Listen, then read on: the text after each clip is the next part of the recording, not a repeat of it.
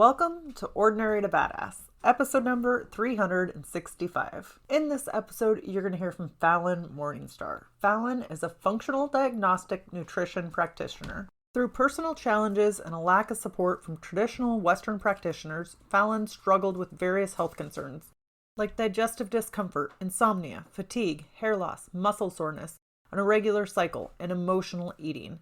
However, her journey led her to discover the transformative power of Eastern modalities. Delving into functional diagnostic nutrition, she gained profound insights that inspired her to become a certified practitioner herself. Delving further into her well-being, Falyn found support and addressed difficulties related to sexual and childhood trauma, attachment, anxiety, iron dysregulation, and thyroid imbalances. Having experienced the frustration and loneliness of feeling like something was always missing, she now guides curious and driven, health-minded women to go on a similar journey towards wholeness and vibrancy. Her approach is integrative and holistic, using functional lab testing, meditation, sonic healing, and somatic tools to help women reconnect with their inner power, vitality, and pleasure. Falyn embraces the motto, heal together, rise together.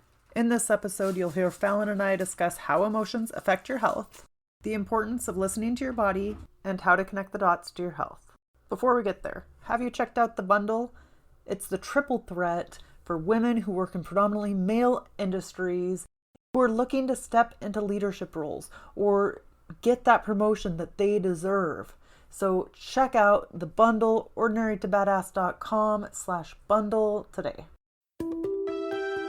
Be confident, be bold, be authentic, but don't forget to take action. This is Ordinary to Badass, where our stories empower women to step into the spotlight of their own lives and pursue what they're truly passionate about. It's time to step into the arena and become more than just extraordinary. It's time to become a badass with your host, Marie Sonneman.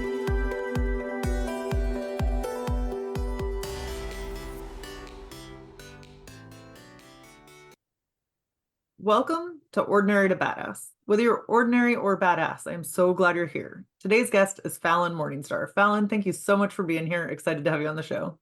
Thank you so much for having me, Marie. Happy to be here. So before we go any further, I've got to ask you, do you consider yourself ordinary or badass? 100% badass. Yes, I love it when people just own it. So have you always felt like a badass? No. And I don't, to this day, I don't always feel like a badass, but I think that is honestly underneath the layers of conditioning. It's a true warrior type of spirit. I think that sometimes for people, it's one instance that makes them feel like a badass. They do something and then they're like, oh, now I can relate with being a badass. For other people, it's a series of events over time. What would you say it was for you? I would definitely say it's a series of events. I think it's very easy for us to forget how unique and how beautiful and how badass we are. And for me, it's just been a continuous reminder of, oh yeah, I am a badass. Like I can do this. So definitely the series of synchronicities, I would say. Is there anything you do to like remind yourself, to give yourself confidence in who you are and what you're doing?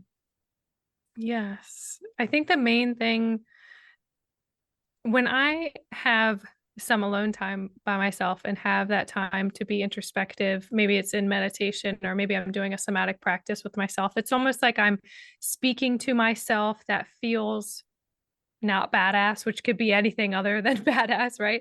And it's like I'm having this conversation to ask myself, like, what is it that you need right now? Or to ask myself, or honestly to say, like, what am I grateful for right now? Like, what is the underlying truth rather than, am I doing something to appease my parents? Or am I doing something to get somewhere, not being self.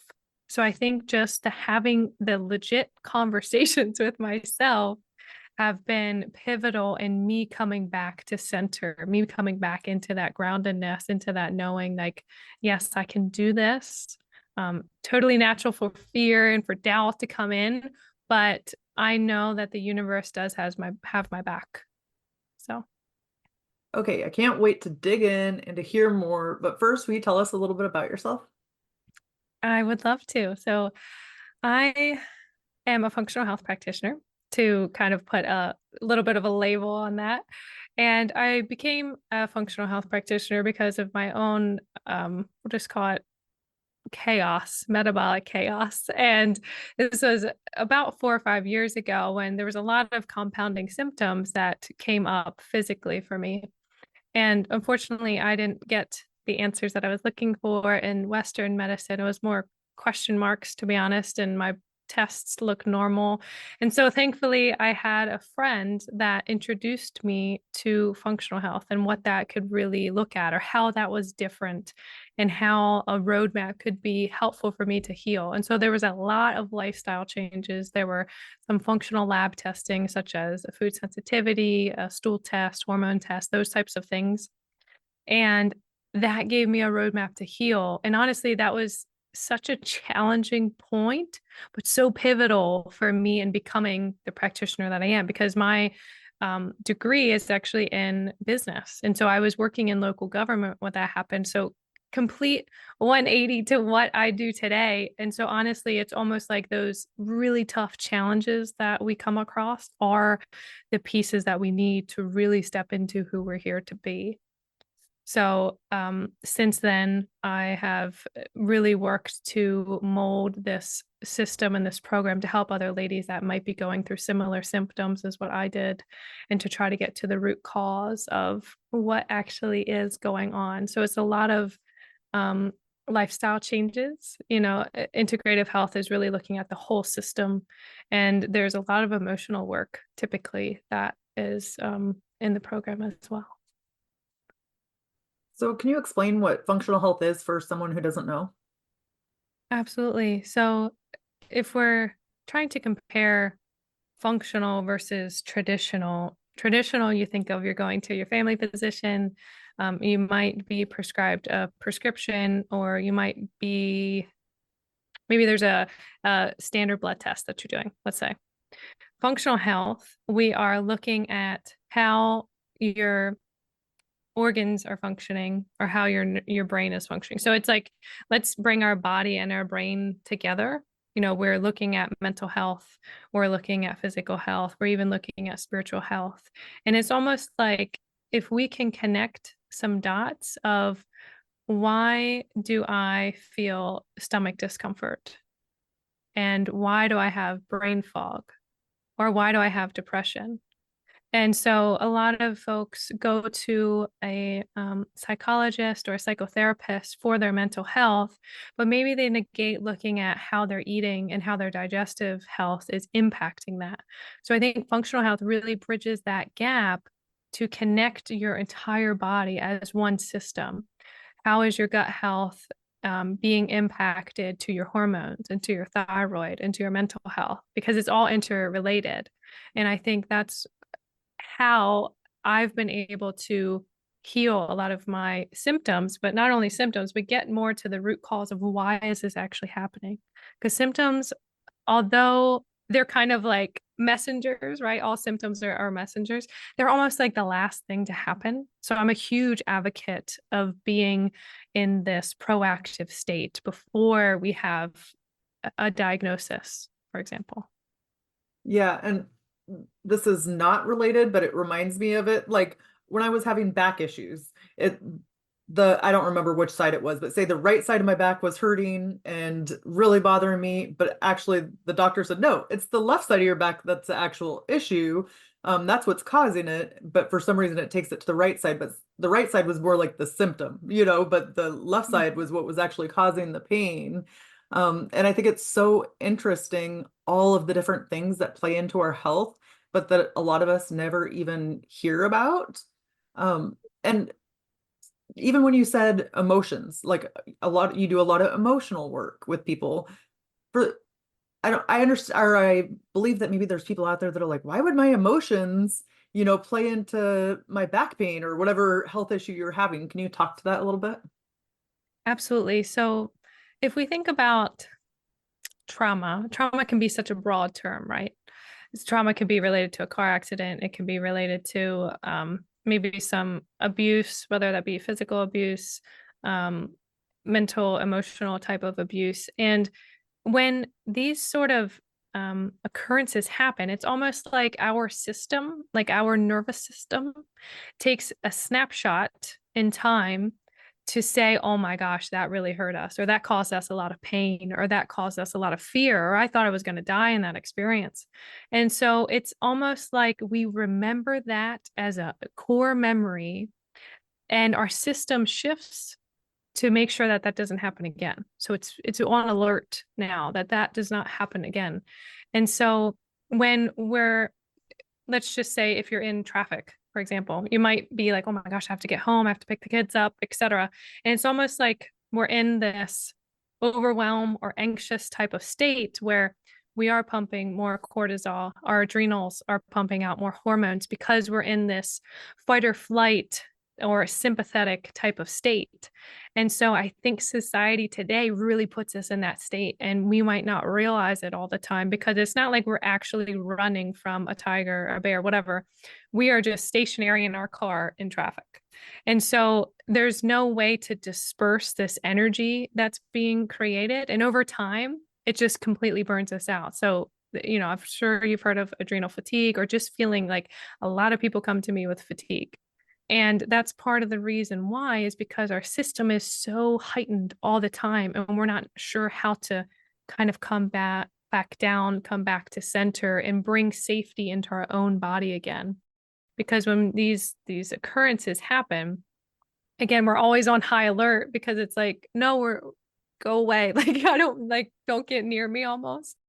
And I think it's such a beautiful safety mechanism that we have. But it's almost like we have to realize, is that actually helping us or is it not? And I think with the emotional work that comes into play is for you to regulate your system again, and to say, for example, because we're very sensory. So like, say if we're like looking out in the distance and there's actually like maybe something we're observing, it's like kind of a shadow. We don't really see like what's over there.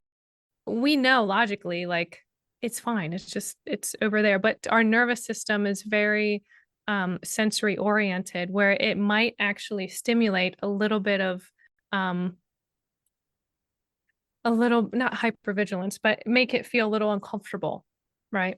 So like, are we actually safe? And I think with the emotional work that I do on my own, and I do with clients, it helps them bring safety back into their system, where if they've had conflict with their boss, with their romantic partner, with their kids, with their parents, whatever it is, like, we're going to have conflict in relationship, or even if our car breaks down, right? It's almost like we know that our nervous system is just naturally going to go into this, oh, I don't feel, this is uncomfortable.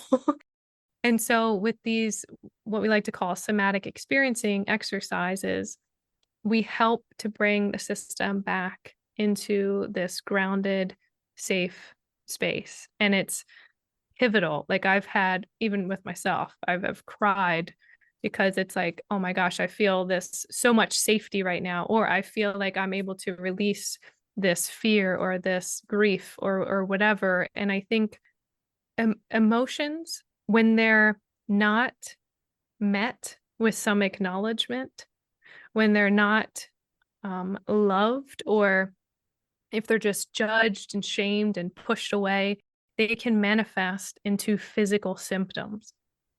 And physical symptoms could be gut distress. It could be brain fog. It could be very poor sleep, right? And I think just as much as your physical health, eating the right diet, eating or moving, walking, weight training, whatever, just as important, same amount of weight needs to go into the emotional side. And I've had to learn the hard way a couple times because it's almost like, because it's not tangible, like, what's the point? Like, oh, I'll do that then, right? And it's almost like when we have these symptoms come up again and again, it's like, okay, I need to do something different here. I'm clearly not listening to myself. And so the emotional work is so important. And so that's a huge part of what I do with other women. So can you give us an example or a tip, like one thing you tell your clients to do when they're in that feeling, like the kind of the fight or flight feeling, or maybe they have an argument with their spouse, what's one thing you tell them to do? So I would ask like what they're feeling right now. I think sometimes we're in our heads a lot and we're thinking a lot, and it's almost like we're disconnected from our body. And so I would ask them what sensations are actually coming up in your body right now. And maybe they say a constricted throat, because maybe they're not expressing themselves how they'd like to be, or they feel fearful of doing that. Maybe their stomach is feeling contracted a bit, or their chest is feeling kind of caved in. And so I'm wondering if they could let me know where they're feeling these sensations. Although it might be uncomfortable, I think it's needed. Like somatically, um, it is to bring you back into the present moment, right? So connecting body and head. And then I would say, what do you feel like? And it depends on their level. It depends on how emotionally educated they are and how much time they've spent in this realm. So that my questions could shift a little bit, but I want to find out what the sensation is, and I want to ask them what they think, putting the power into their hands. What do you think that you need right now? Right? Because I'm only the guide. And maybe it's an inner child, or maybe I don't even know what I need, right? Okay, well, why don't we try this? Why don't we try to just put our hands across our chest and just sit here and just observe the feeling of our hands across our chest, bringing safety into our body. And so we might sit there for a little bit and just see how it feels. And you might see, or I might see, a yawn come out, or a deep breath, like just spontaneously a breath come out. Or they might say, wow, I feel like my shoulders are coming down a little bit. I didn't even realize that they were up. Or I might feel my chest is opening a little bit. So it's almost like we do talk through things, but it's not talk therapy. I am not a licensed therapist at all. But it's almost like you're listening to your body, like the body talks, right? And so when we can kind of come down from this heightened space, we settle the nervous system. We're shifting more into the parasympathetic. So when we have like a burp, a yawn, a spontaneous breath, those are kind of signals that our nervous system is shifting back down into this parasympathetic, into this safety type of mode. And so then we're not pumping out as many norepinephrine. We're not pumping out as much cortisol. And so when we can do that, when we can be flexible with our nervous system, because we are going to come up, there's just life is going to bring us up to the sympathetic, up to the fight or flight. There's no doubt about it. But if we can learn to come back down relatively soon, that's going to change the game for a lot of people's health, to be able to regulate yourself. And certainly like co-regulation with your partner is a thing too. But I know that right now we are talking about just self-regulation. So firstly, check out the sensations that you're experiencing. Do a safety type of exercise, like that example. There's plenty of other ones as well that I help clients with. And then really it's just about observing yourself. Once you feel settled, just observing like, okay, I feel like I can tackle this now. I'm not in this frozen state. I feel like I'm equipped enough, or I have the capacity now to solve this problem, or to speak to this person, let's say. Yeah. And I think it's amazing how much just like taking a deep breath, how much of that can just like kind of change, or like make you not feel so stressed or overwhelmed. It's something we all have, but forget to use. Yes, I totally agree. It's like we have this automatic breath, but it's not intentional at all. Because I'll notice sometimes if I'm not being cognizant of it, I'm breathing only to like my upper chest area, or maybe my throat. And honestly, it's almost like babies, you see their stomach expand, like that's how they're breathing, that's just how their natural breath is. And it's like they already know how to regulate themselves, because they have a very deep breath, their stomach is expanding. And now throughout time, as we get older and we have these traumatic experiences that happen, it's almost like our core area, or lower abdominals, or lower chakras, whatever you want to visualize here. It's almost like over time, when we have these traumatic experiences, whether someone breaks our trust, someone hurts us, whatever, that snapshot in time, it's like, oh my gosh, like we're like we're like holding our breath now. Like, yeah, we're breathing to live, but it's not like we're breathing deep into that diaphragm, because it helps stimulate our vagus nerve. Like when we're breathing deeply, we stimulate this vagus nerve, which is our vagus nerve is connected to a lot of things, but honestly, it helps you be in your parasympathetic more often. So I think that's a great point of just breathing deeply for like 2 minutes. And I swear you will feel a difference. You will feel a shift. I know I always do. So you mentioned that you had to find out the hard way, and I don't know if you said it or kind of my impression was that you had some health issues that came up.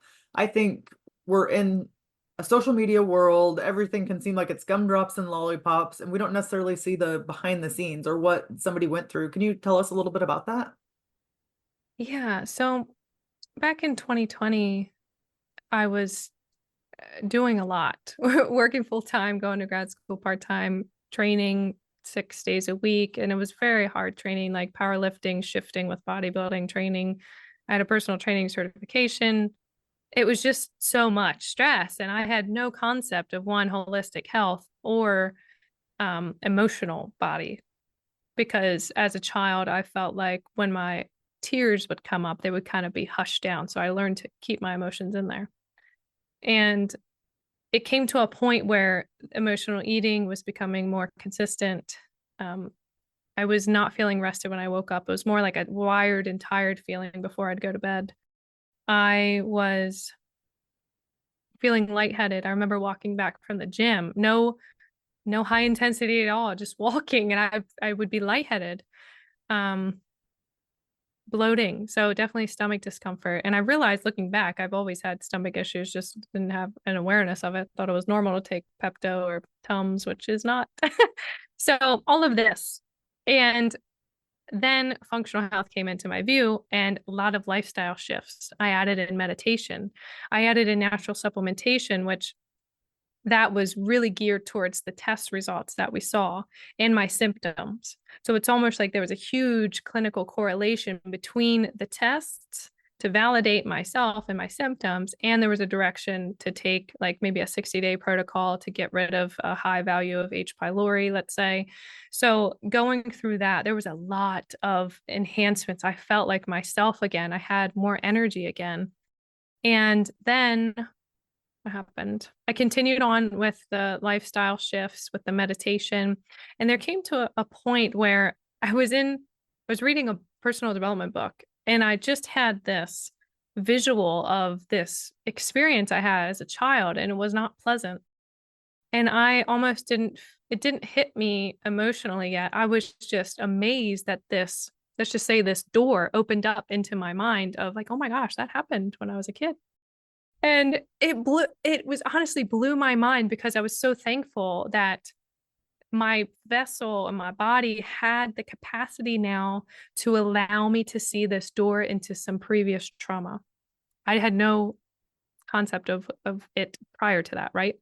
And so then exploring this rabbit hole and going down this direction. And it's almost like the points where you are introspective with your health, you can kind of connect the dots and be your own health detective. There are beautiful practitioners and coaches that help guide you, but it's almost like you are your own health detective putting these little pieces together. And so over the years, I then dove more into nervous system regulation, and that really included the somatic experiencing exercises.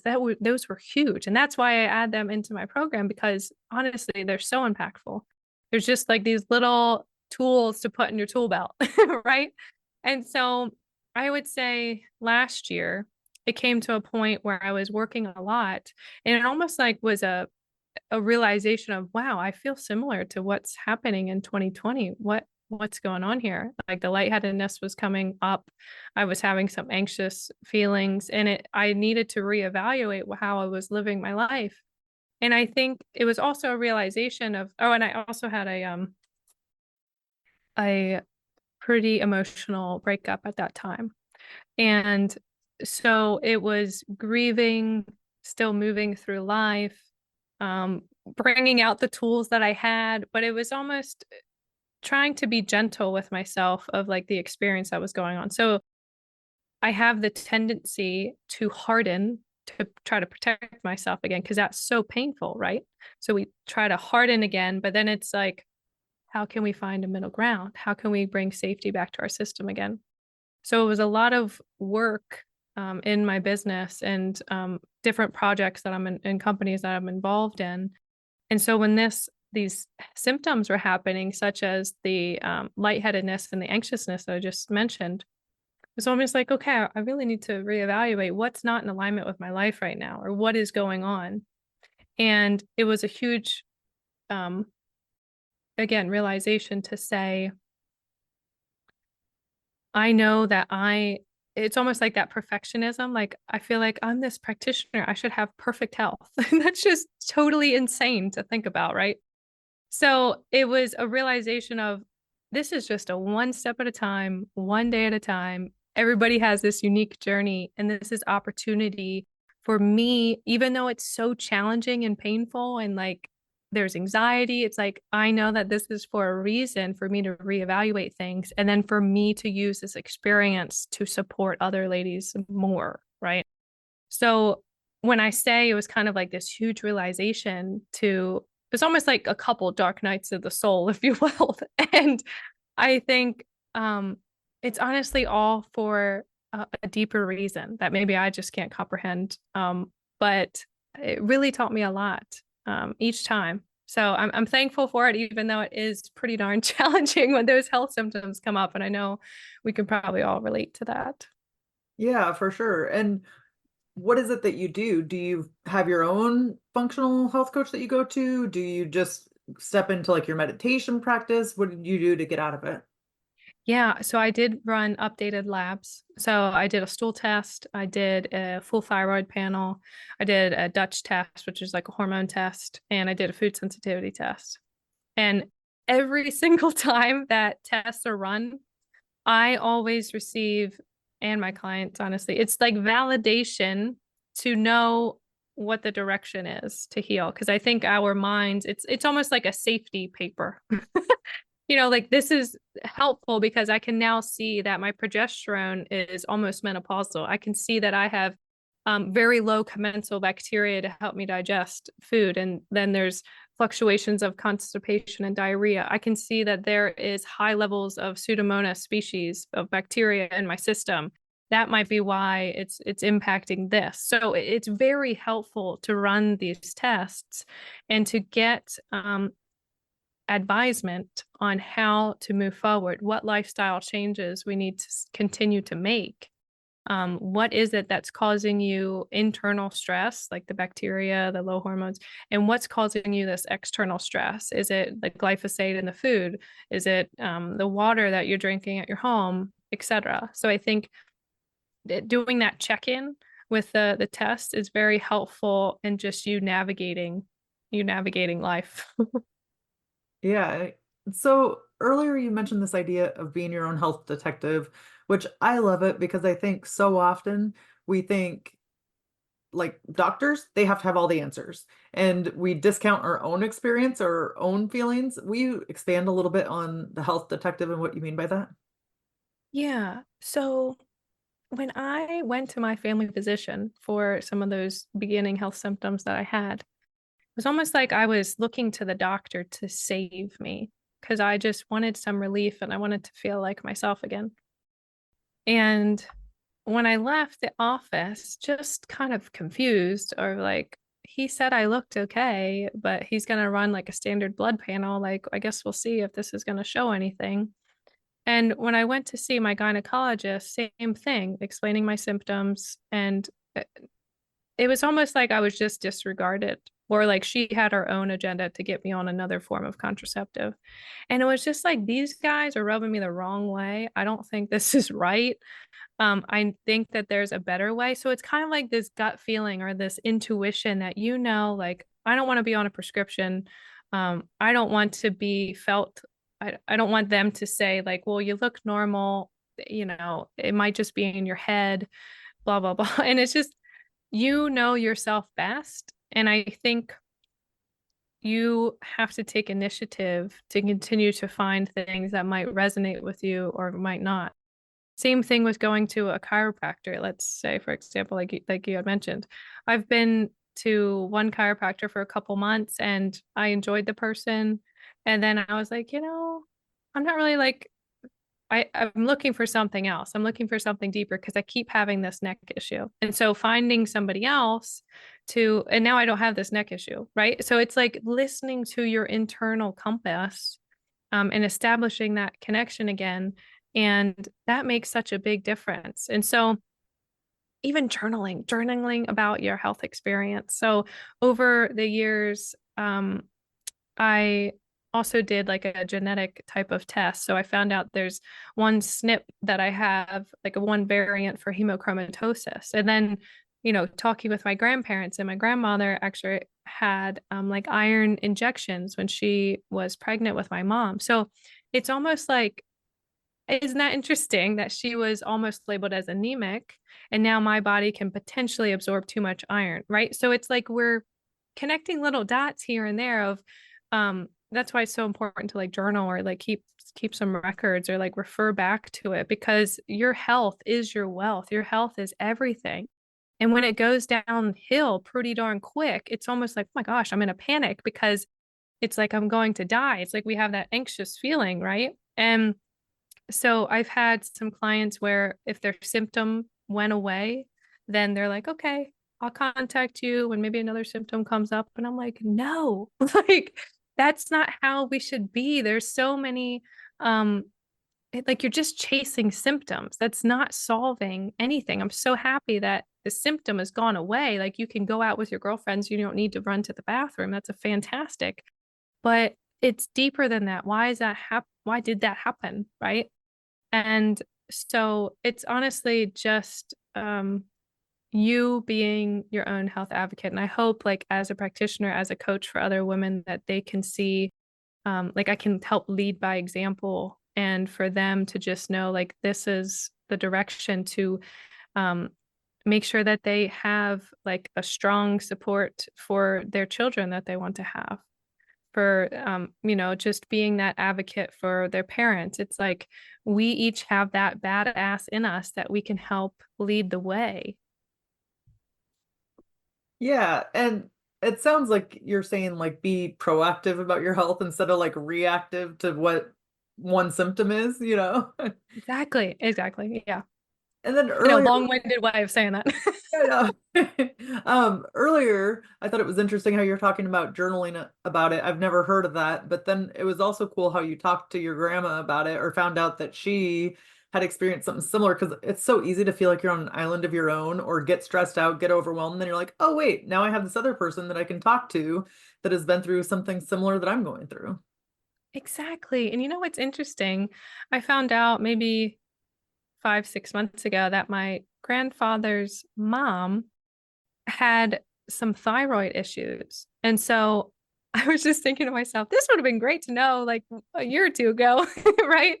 So it's like it's pivotal to keep your ears open for the synchronicities that are coming in, because I wouldn't have recognized that otherwise. So I think genetics, talking with your family about their health, it certainly plays a huge role in like any sort of predisposition that you might have. But the epigenetics, which is more of the lifestyle factors, so how you are eating, how you're spending your time, is it just binging TV or is it in meditation? Like different lifestyle factors really change your gene expression, so you don't have to end up with cancer like your grandfather had, or type 2 diabetes like your uncle has, right? So it's like you have this power, and it is in your hands. You don't have to say, kind of be in this, I know I've done it. I still do it sometimes, be in this like victim state of, oh, poor me. Like I think it's okay to recognize that. It's okay to feel that, but also like, don't let that hinder you, right? Don't let that label put you in this box, because you have so much power to expand on that. And it's whatever you believe it to be. Like your mind is that powerful. So good. So, Falyn, how can we connect with you? There's a couple ways. Instagram, I'm usually on. It is at Falyn Morningstar. You can go to www.falynmorningstar.com. or you can send me an email, which is discover@FalynMorningstar. And let's end with a tip to encourage women who are in the arena fighting for the life that they want. I would honestly say connect with your womb space. And maybe that is through the breath. Connect with your womb. Breathe deeply and connect with this space, because there's a heck of a lot of power that's probably untapped within this area. Thank you so much, Falyn. You've been a total badass, and I've enjoyed hearing your story. Thank you so much. And with that, we'll end our show. To all the badass women out there staying in the arena, wherever you are, whatever you're doing, own it and get after it.